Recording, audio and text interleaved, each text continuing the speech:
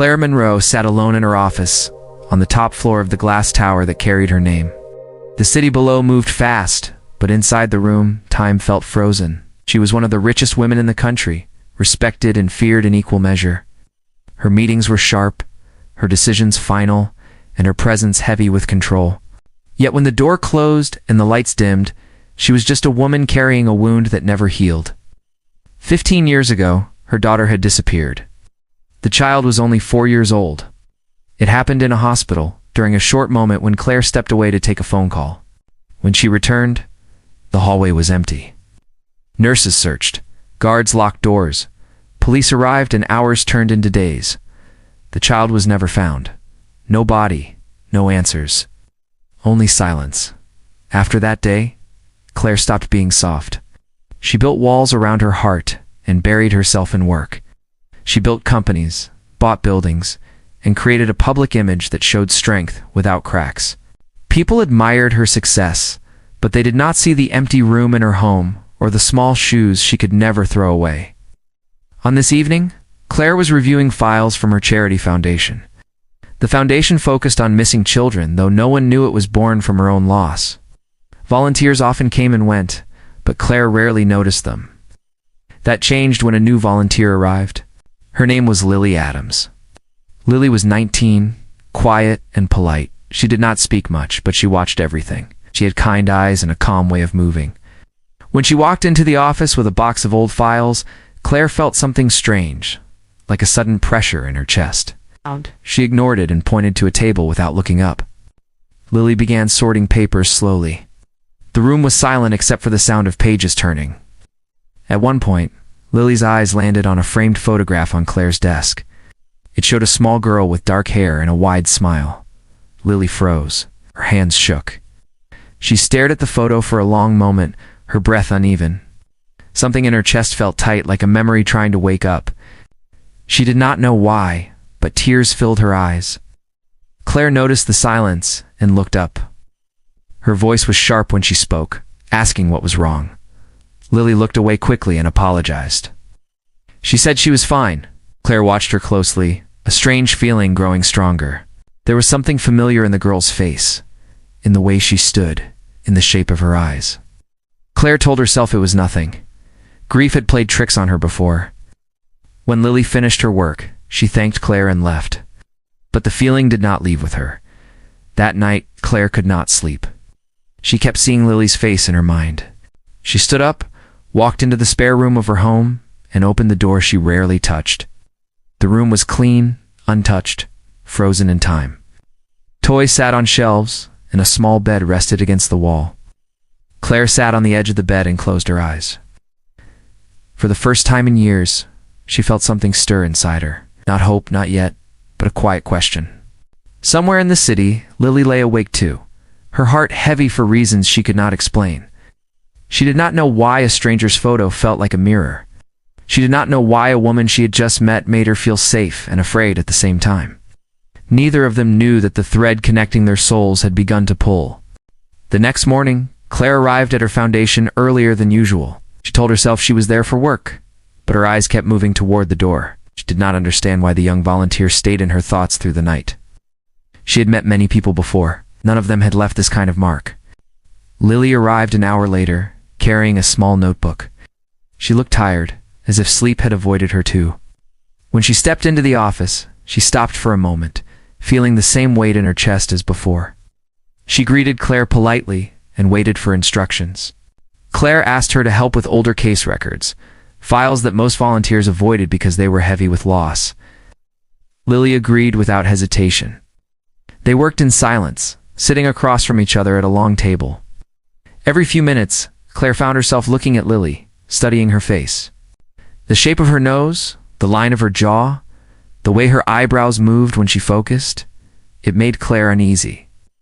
After some time, Lily spoke softly. She asked about the photo on the desk. Claire stiffened. She did not like questions about her past. Still, something in Lily's tone felt different, careful but honest. Claire said the girl in the photo was her daughter. She said she went missing many years ago. She did not give details. She never did.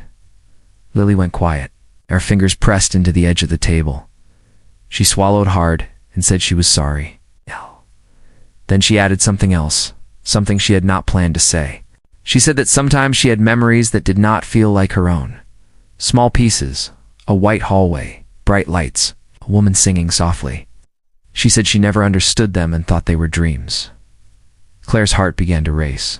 She told herself to stay calm. Many people had claimed strange memories before. Grief made people imagine things. Still, her voice trembled when she asked Lily to explain more. Lily hesitated. She said she was afraid to sound foolish. She said she felt a pull toward the photo like it belonged to her. She said that when Claire spoke about her daughter, something deep inside her ached. The room felt smaller. Claire stood up slowly and walked toward the window. Her hands were shaking. She had waited 15 years for answers, and now fear wrapped around her, tighter than hope. She turned back and asked Lily one question. "Lily, do you know that missing child?" The words fell heavy between them. Lily's breath caught, her eyes filled with tears. She did not answer right away, and she said she did not know for sure. She said she only knew that something inside her said yes, even when her mind said it was impossible. Claire felt her legs weaken. She held onto the desk to stay upright. The strong woman who controlled boardrooms and fortunes could not control this moment. Tears streamed down her face, and she did not try to stop them. Lily stood frozen, shocked by the sight of the powerful woman breaking down. She moved closer, unsure, then stopped, afraid of crossing a line. She apologized again, saying she never meant to cause pain. Claire looked at her and shook her head. She said the pain had never left. She said Lily's words did not cause it. They only touched it. They sat down together, the space between them smaller now. Claire asked about Lily's childhood. Lily spoke of foster homes, of moving often, of never knowing where she truly belonged. Claire listened, every word carving deeper into her heart. When the day ended, neither of them felt the same. Claire watched Lily leave, her heart torn open but alive. Lily walked out into the street shaking, knowing her life had shifted in a way she could not undo. Both of them carried the same question into the night, one that refused to be silent. The days that followed were heavy with silence and thought. Claire and Lily did not speak about that moment again right away, but it lived between them. Every look carried questions. Every pause carried fear. Claire asked Lily to continue volunteering, and Lily agreed, though her hands still shook each time she walked into the building. Claire arranged for a private room where they could work together. She said it was for efficiency, but the truth was different. She needed to be close, to see Lily move, to hear her voice, to understand why her presence felt both painful and right. As they worked, Claire began to notice small things. Lily liked her tea warm but never hot. She tapped her fingers when thinking. She tilted her head when listening, just as Claire's daughter once had.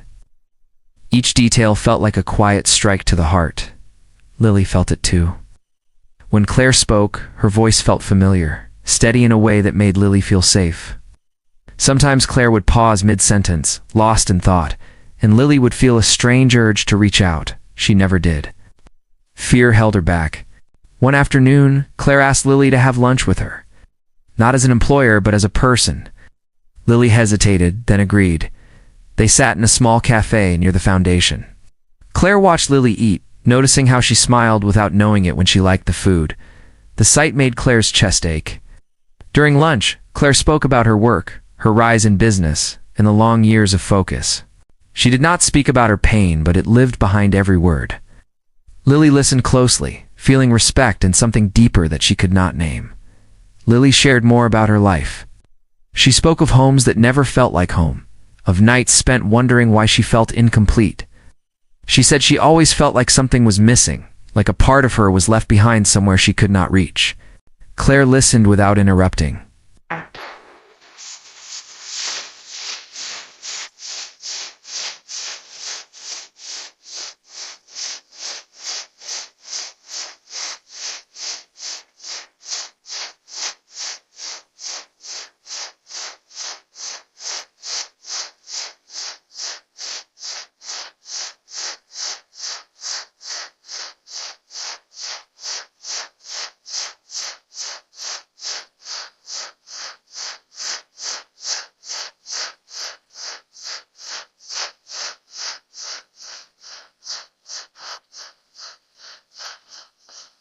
I can revive whoever I would for worry with a friend with it for a while with it for with some for was it for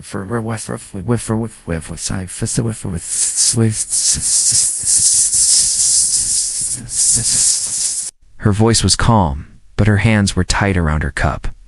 Lily went still. The word hung between them. Her rose in her chest, but so did relief. She said yes, not because she was sure, but because she could not keep living with the question. They agreed to move slowly and privately. Claire arranged everything through a trusted lab. When the test was done, waiting became its own kind of pain. During that time, another presence became more visible. Daniel Brooks, Claire's longtime legal advisor, noticed the change in her. She smiled more, but her eyes carried storms. Daniel had known Claire for years, standing beside her through deals and losses. He cared for her deeply, though he never spoke it aloud. Daniel saw how Lily affected Claire, saw the fear and the fragile hope. Instead of jealousy, he felt concern. One evening, he asked Claire if she was all right. Claire did not answer at first. Then she told him there was a chance her daughter was alive. Her voice broke when she said it. Daniel did not speak. He only placed his hand on the desk, steady and present. He said whatever happened, she would not face it alone. Those words stayed with Claire. Days later, the results arrived. Claire held the envelope in her hands for a long time without opening it. Lily sat across from her, pale and silent. The room felt heavy, filled with all the years they had lost and all the truth waiting to be revealed. Before opening it, Claire looked at Lily. She said that no matter what the paper said, nothing would change the care she felt. Lily nodded, tears forming, knowing her life stood on the edge of something final. As Claire opened the envelope, both of them held their breath, unaware that everything they knew was about to shift forever. Claire's hands trembled as she unfolded the paper inside the envelope. The room was silent, except for the sound of her breath. Lily sat across from her, gripping the edge of the chair, her eyes fixed on Claire's face. Both of them were afraid to look at the truth, written in black ink. Claire read the first line, then the second. Her vision blurred and she had to stop. The words were clear, but her heart struggled to accept them. The results confirmed the match. The child she had lost was sitting in front of her. Claire pressed the paper to her chest. Her shoulders shook as years of held-back pain poured out. She cried without care, without shame. The strong woman who never broke in public, now broke in a quiet room with one young woman watching her with wide eyes. Lily stood up slowly. Her legs felt weak, but something pulled her forward. She did not know what to say. She did not know what to feel. She only knew that the emptiness she had carried all her life finally had a name. Claire looked up at her. Her eyes were red, her face open and unguarded. She reached out with shaking hands and asked if she could touch her. Lily nodded. When Claire held Lily's hands, the world felt still. The connection was not loud or dramatic. It was deep and steady, like something that had always existed and simply found its way back. Claire said her name softly, as if testing it, as if afraid it might disappear. Lily felt tears fall, but her chest felt lighter than it ever had. She did not remember her childhood clearly, but she felt something settle into place. She said she was scared. Claire said she was too. They shared that fear without needing more words. They spent hours talking. Claire spoke of the day Lily was born, of the sound of her first cry, of the way she held her finger with surprising strength. Lily listened closely, letting those moments become part of her. She spoke of her own life, of being passed from home to home, of learning to survive without roots. Claire listened, her heart aching with both sorrow and pride. Later that evening, Daniel arrived after receiving a short message from Claire. When he saw them together, he understood without being told. Claire showed him the paper. Daniel read it once, then looked at Lily with gentle respect. He congratulated them both, his voice calm but full of emotion. Daniel stayed with them as plans began to form. Not rushed plans, not loud ones, but careful steps forward. Claire wanted time. Lily wanted space to understand her new truth. Both agreed that healing could not be forced. Over the following weeks, Claire and Lily began to build something new. They met often, sometimes talking, sometimes sitting in silence. Claire showed Lily old photos and told stories. Lily asked questions, some easy, some painful. Each meeting brought them closer, not just as mother and daughter, but as two people learning how to trust again. Daniel remained a steady presence. He helped Claire handle the legal steps quietly. He listened when she doubted herself. One night, he admitted that he had always cared for her, not as a demand, but as a truth. Claire did not answer right away, but she did not pull away either. For the first time in many years, Claire's life was no longer built only on control. It was built on connection. Lily began to feel whole, though the road ahead was still unclear. Both of them understood that the past could not be erased, but the future could be shaped. What had been lost was not fully returned, but something just as strong had taken its place. Trust, truth, and the slow rebuilding of love. Time moved forward in quiet steps. Claire and Lily did not rush into a perfect picture of family. They allowed space for truth to settle. Some days were warm and full of laughter. Other days were heavy with questions that had no easy answers. Both understood that healing was not a straight path. Lily moved into a small apartment near Claire's home. She wanted closeness but also independence. Claire respected that choice. She helped in simple ways, not with control, but with care. She cooked meals, listened without correcting, and learned when to step back. For Claire, this was harder than any business deal she had ever faced. Lily began to learn who she was beyond survival. She enrolled in college classes and took a part-time job at the foundation. Working with missing children gave her purpose. Case reminded her of how fragile life could be and how important it was to be seen. Claire watched her grow with quiet pride. One evening, Lily asked Claire why she never gave up searching. Claire answered honestly. She said there were days she wanted to stop, days when hope felt cruel. But something inside her never allowed her to close that door completely. She said a mother's heart does not forget its child, even when the world moves on. Those words stayed with Lily. Daniel continued to stand beside Claire, steady and patient. He never pushed her, never asked for more than she could give. As Claire's life softened, so did her heart. She began to see Daniel not only as support, but as someone who had shared her silence for years. One night after a long day, Claire invited Daniel to stay for dinner. They talked about small things at first, then about the past. Claire thanked him for staying when everything was broken. Daniel said he stayed because he believed in her even when she did not. Claire reached for his hand. It was a simple moment, but it carried weight. Neither of them rushed to define it. They allowed it to be real and present. Months passed. Foundation grew, guided now by compassion instead of pain. Claire changed how she led, focusing less on control and more on care. People noticed the shift. Strength remained, but it no longer felt cold. Lily stood beside her at events, not as a symbol but as herself. She spoke with honesty about loss and healing. Audiences listened, moved by her calm voice and clear truth. Claire watched from the side, knowing the world was finally seeing the daughter she once lost. There were still hard moments. Memories returned without warning. Anger surfaced, then faded.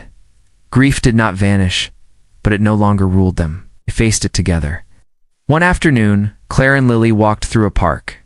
Children laughed nearby. Claire felt a familiar ache, but it was softer now. Lily slipped her hand into Claire's without thinking. Claire held on, feeling grounded. They did not need words. That night, Claire stood alone in her office again, but the silence felt different. It no longer echoed with loss. It held meaning. She looked at a new photo on her desk. It showed her and Lily standing side by side, both smiling in a way that felt earned. Love had not returned her past. It had given her something else. A future shaped by truth, patience, and connection. And somewhere deep within, the broken pieces finally rested.